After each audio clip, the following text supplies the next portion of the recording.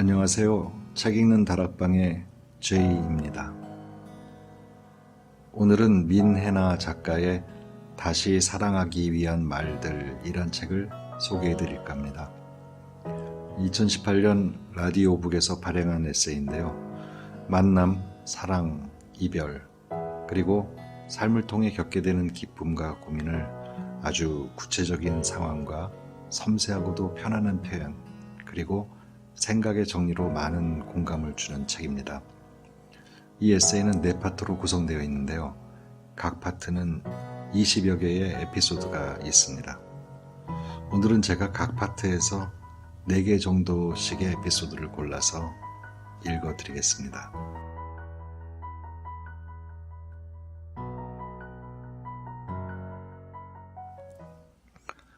프롤로그, 다시 사랑하고 다시 살아가기 위해서.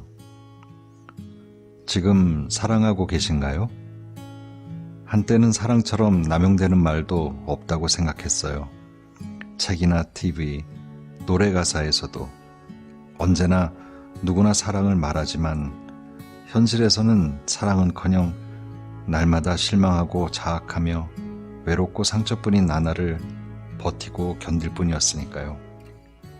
세상의 삶은 사랑이 있는 축복받은 삶과 사랑이 없는 팍팍한 삶, 둘로 나뉘는 것 같았고 물어볼 것도 없이 나는 후자의 삶이라고 생각했어요. 나는 사랑하기에 너무 부족하고 여유도 없고 그렇다고 절박함도 없어서 사랑은 언제나 남의 일이라고만 생각했죠. 그렇게 하루하루 살다 보니 어느 순간 무너지는 때가 오더라고요. 더는 못 버티겠다고 생각한 순간 완전히 무너지기 직전에 저를 잡아준 것은 그럼에도 사랑이었어요. 나에게는 없다고 생각했던 그것이요. 이젠 멀어졌다고만 생각했던 친구들, 내 마음을 몰라주는 가족들, 무엇보다 언제나 스스로를 못마땅하게 여긴 나 자신, 그 모두가 사실은 나를 사랑하고 있었던 거더라고요. 나는 사랑 속에서 살고 있었던 거예요. 알고 보니 사랑은 그리 대단한 것도 특별한 것도 아니었어요. 그냥 가만히 곁에 있는 것, 수다 떠는 것, 밥을 먹는 것, 웃고 울며 살아가는 것. 그 안에 이미 사랑이 있었던 거예요. 그러니까 사랑하고 있냐고 물었을 때 달콤하고 치명적인 연애나 애인의 유무만 생각할 필요가 없어요. 우리 삶에 이미 가득한 사랑을 언젠가에 저처럼 놓치지 말았으면 해요.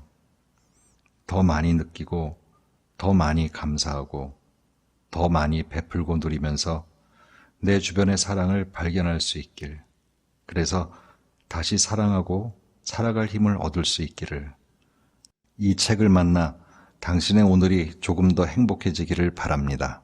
민해나. 이런 내가.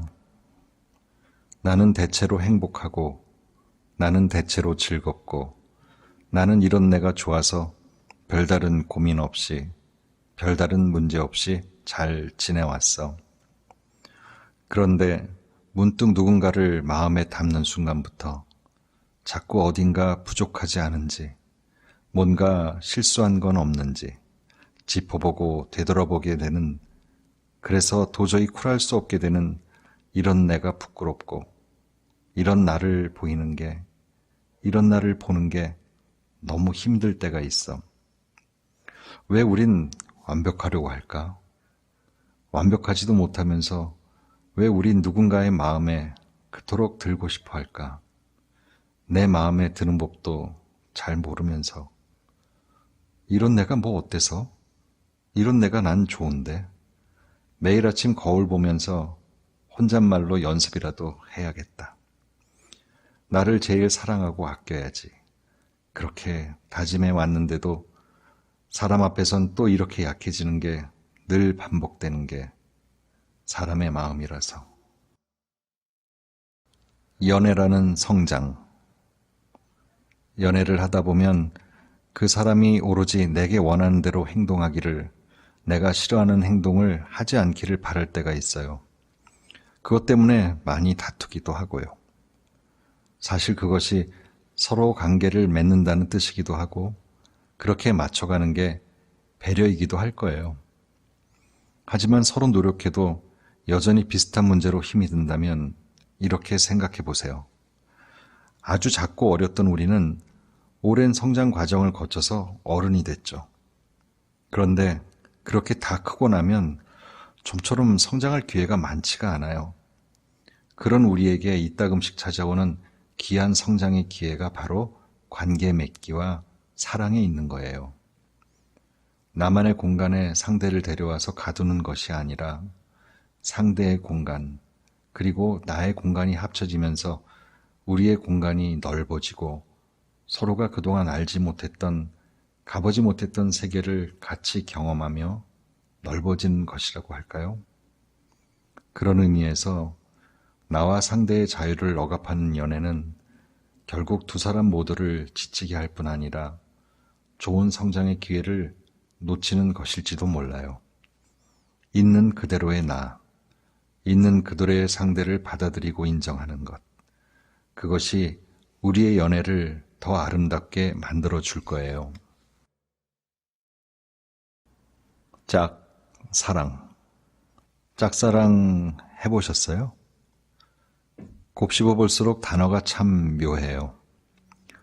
짝은 둘이라는 커플의 뜻이고 사랑이라는 건 항상 좋고 행복한 건데 그런데 왜 짝과 사랑이 붙으면 세상에서 제일 슬픈 말이 될까요? 저는 그게 항상 궁금했어요. 그러다 마음 아픈 짝사랑 같은 건 이제 그만두고 싶어 라고 생각하던 어느 날 문득 깨달았죠. 어쩌면 짝사랑은 우리가 하는 모든 사랑 중에 가장 큰 사랑일지도 모르겠다고요. 나 혼자 시작해서 나 혼자 끝낼 수 있고 아무런 보답이 없는 상황에서도 누군가를 열렬히 사랑하고 아끼는 일이니까요. 그러니까 둘이서 같이 해야 할 몫의 사랑을 혼자서 다 짊어지는 일, 그게 짝사랑이라고요. 변하지 않는 사람. 우린 모두 변하지 않는 사람을 사랑하고 싶어 하죠. 한결같은 사람, 늘 똑같은 사람. 하지만 생각해봐요. 10년이면 강산도 변한다는데요.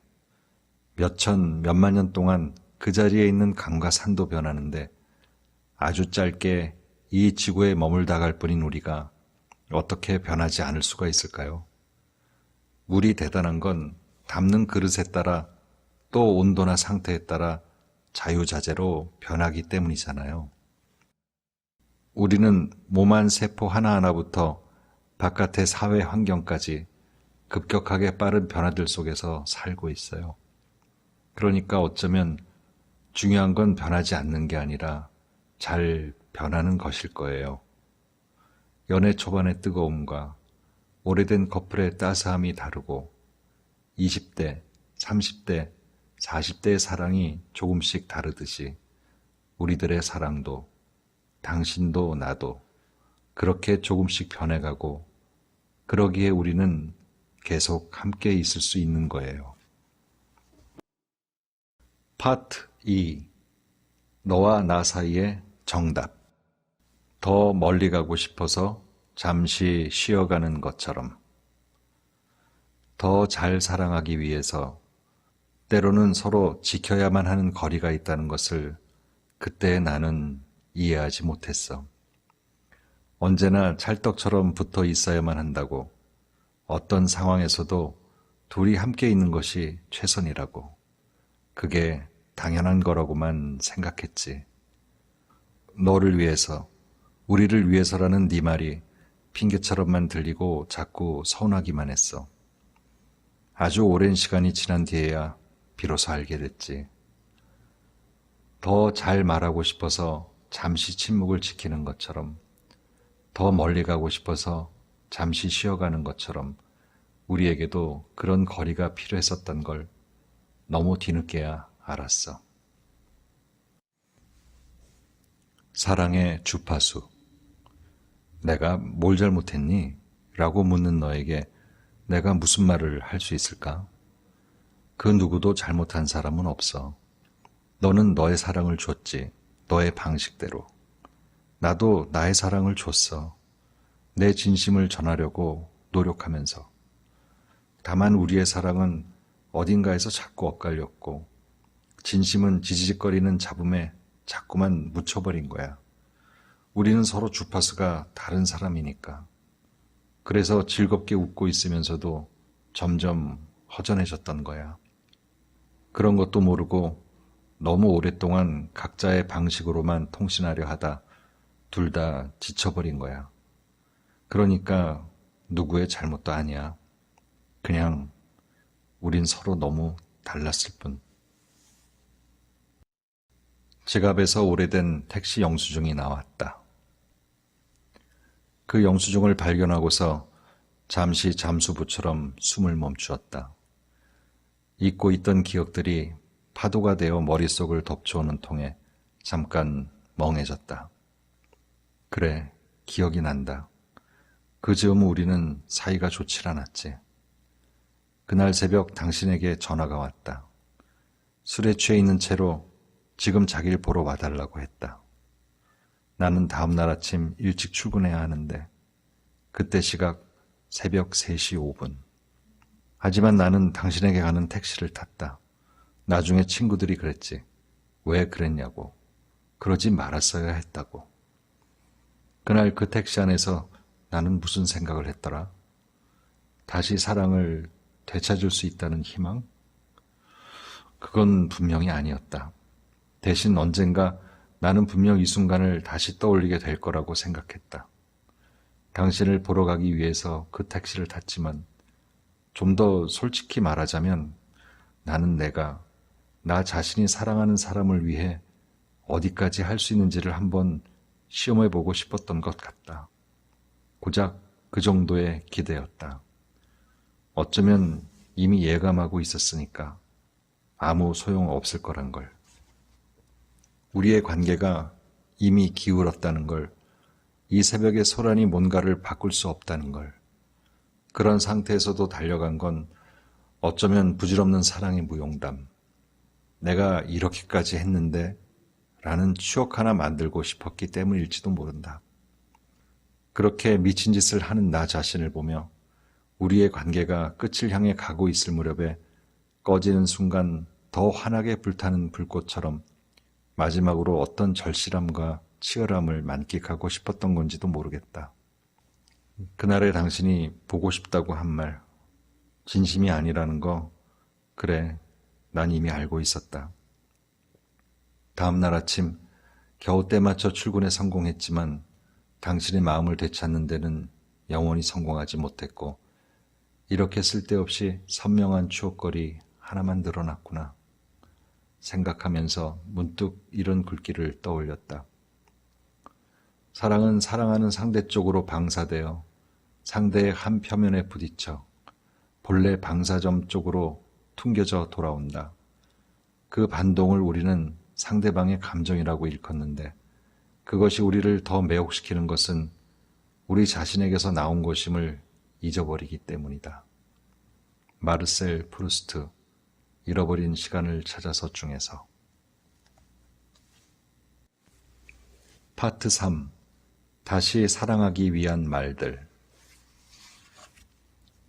불행 배틀은 이제 그만.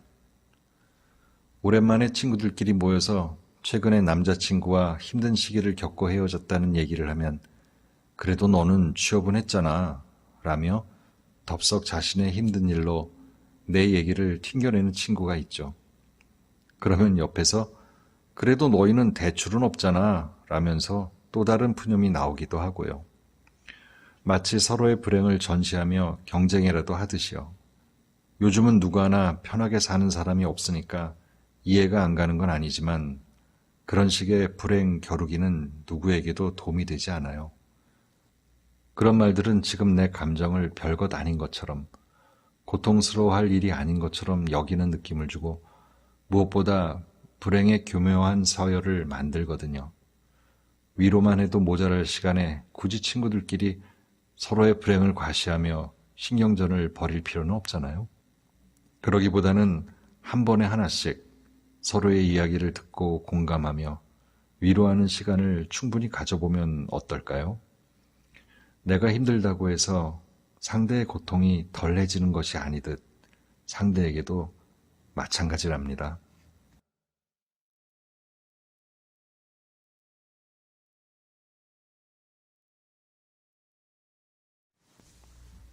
짧은 연애를 반복하고 있다면 새로운 사람에게 마음을 쉽게 열고 자주 관계 맺기에 도전하는 것은 아주 어려운 일이야. 사랑에 금방 빠지는 건 역시 흔치 않는 재능이지. 그렇잖아. 다들 어떻게 조금이라도 더 계산하려는 요즘 같은 때에 나를 기꺼이 내던질 수 있는 건 아무나 할 수 있는 일은 아니니까. 하지만 만약에 그렇게 맺은 관계가 너무 일시적이고 소모적이어서 점점 너 자신을 갉아먹는 것처럼만 느껴진다면 한번 생각해봐. 누군가와의 관계, 타인에게 사랑받는다는 그 느낌 속에서만 스스로 존재한다고 느꼈던 건 아닌지, 온전히 자기 자신을 인정하고 그 모습 그대로 사랑하기 어려워서 대신 사랑해줄 다른 사람을 자꾸 찾아 헤맸던 건 아닌지 말이야. 사랑을 두려워할 필요가 없듯 사랑받지 못하는 상태를 두려워할 필요가 없다고 생각해. 내가 나로서 인정받고 부족함을 느끼지 않을 때에 비로소 안정된 관계, 서로 동등한 연애를 시작할 수 있는 거니까. 너무 조바심 내지 말고 언제나 바깥을 향해 있던 너의 그 커다란 사랑을 자신에게도 조금만 나누어 주었으면 좋겠어. 꼭 말로 해야 알아? 싸우다 보면 자주 하게 되는 말, 이런 것까지 꼭 다 말로 해야 알아? 근데 입장을 한번 바꿔서 생각해봐. 말하지 않으면 어떻게 알겠어? 우리가 아무 말 하지 않아도 뭐가 필요한지 알고 척척 해결해주는 환상적인 관계가 이 세상에 딱 하나 있긴 하지. 갓 태어난 아기와 어머니와의 관계. 그러니까 말하지 않아도 다 알아달라고 하는 건 그 사람 앞에서 아기가 되겠다는 거야. 엄마가 되어달라는 거야. 어리광 부리지 말고 원하는 게 있다면, 전달하고 싶은 게 있다면 정확하게 표현하게.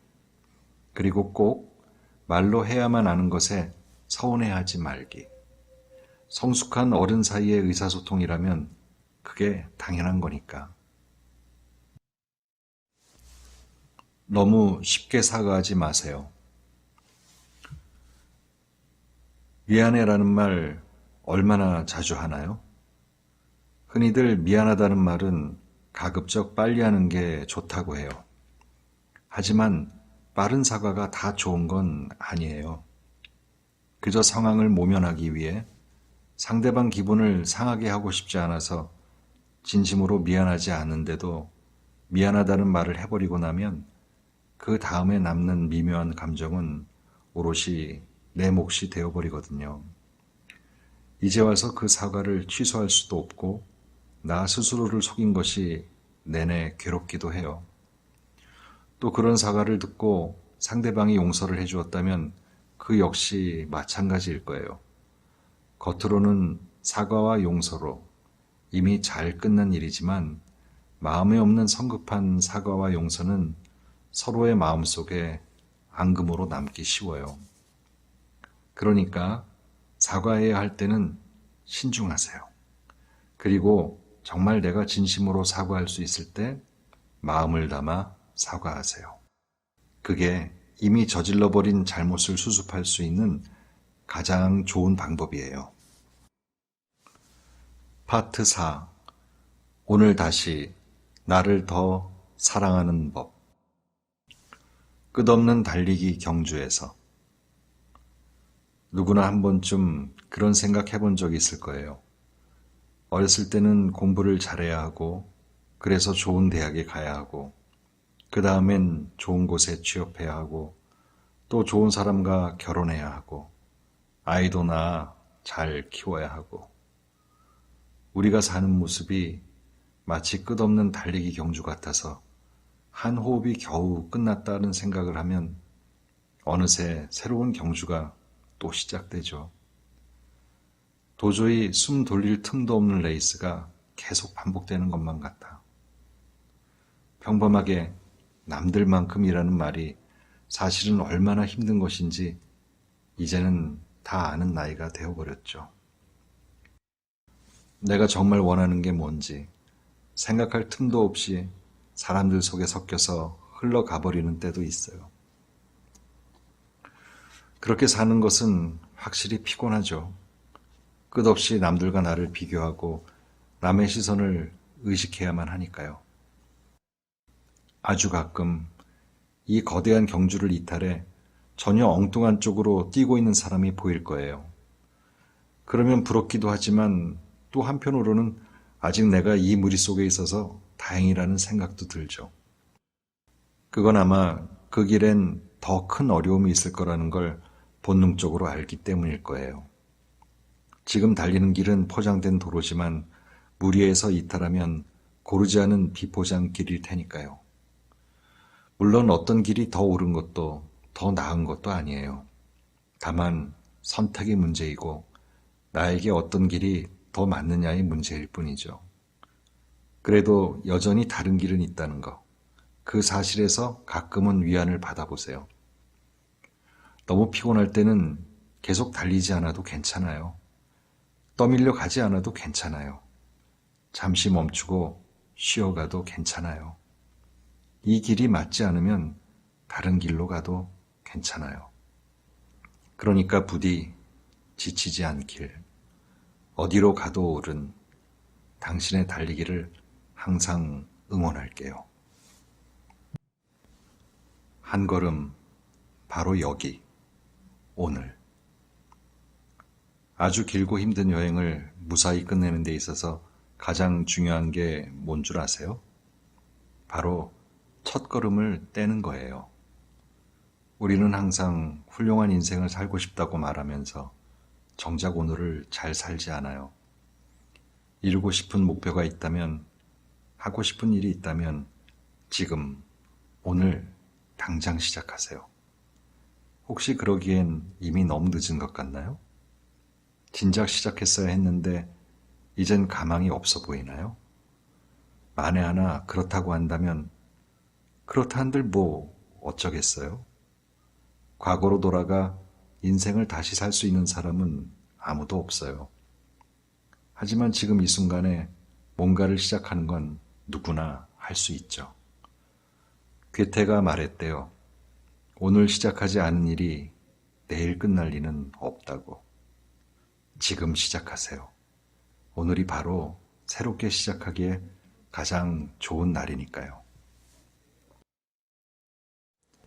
아무것도 하지 않는 날.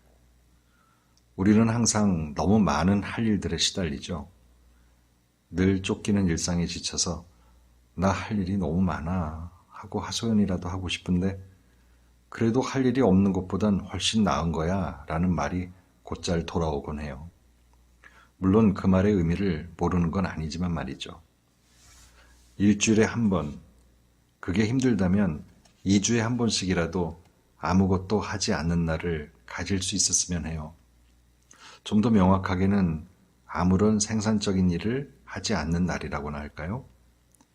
밥을 먹고 잠을 자고 산책을 하거나 보고 싶었던 책을 보는 것 정도만 빼고 가급적 휴대폰은 멀리하고 밀렸던 일이나 자기계발 같은 건 절대 하지 않는 그런 날을 만드는 거예요.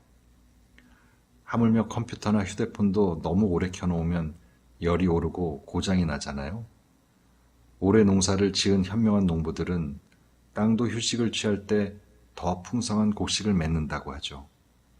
처음엔 어색할지 몰라요. 자꾸 뭘 하고 싶어질지도 모르죠. 습관적으로 휴대폰을 찾게 될 거예요. 하지만 조금만 꾹 참아보세요. 멍하니 있으면서 흘러가는 시간을 고스란히 느껴보세요.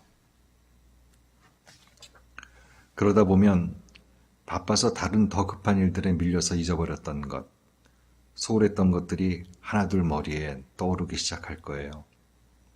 요즘 나는 괜찮은 건지, 일은 생각했던 방향으로 잘 가고 있는 건지, 잔뜩 끌어안은 할 일들을 잠시 내려놓아야만 여유를 가지고 나 자신의 몸과 마음을 돌볼 수 있고, 또 그런 시간을 자주 가질수록 나의 할 일들을 헤쳐나갈 힘도 더 많이 얻을 수 있을 거예요. 나에게도 천직이 있을까? 가끔 한 분야에서 크게 성공한 사람들의 인터뷰를 보게 될 때면 이들은 아마도 천직을 찾은 사람들이 아닐까 싶을 때가 있어요. 그러면 속으로 궁금해지죠. 나에게도 천직이라는 게 있을까? 있다면 어디에?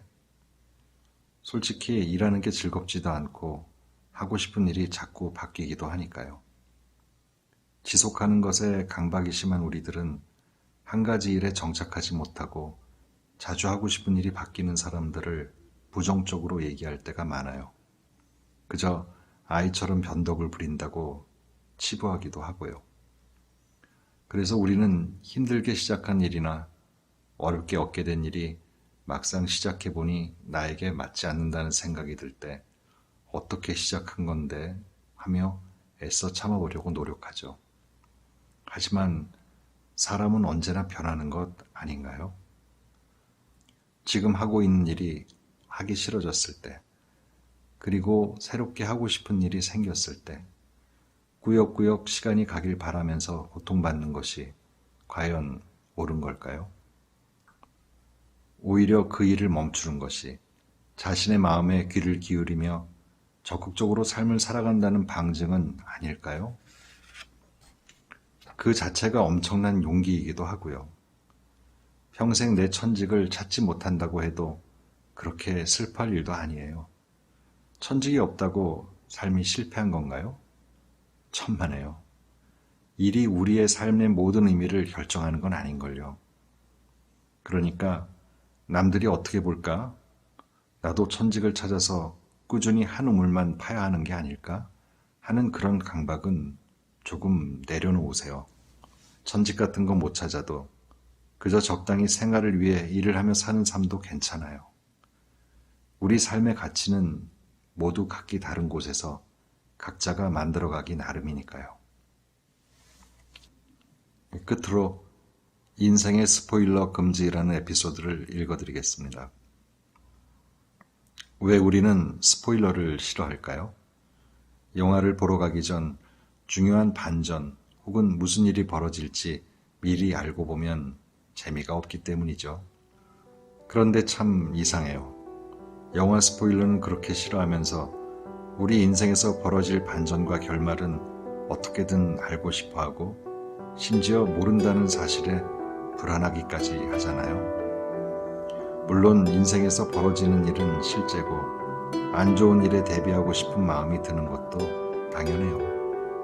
하지만 앞으로 벌어질 일을 모르기에 오히려 모든 순간에 집중하며 신중한 선택을 하는 것 아닐까요? 아무것도 정해져 있지 않다는 건 바꿔 말하면 좋은 일이 생길 수 있다는 희망이자 축복이에요.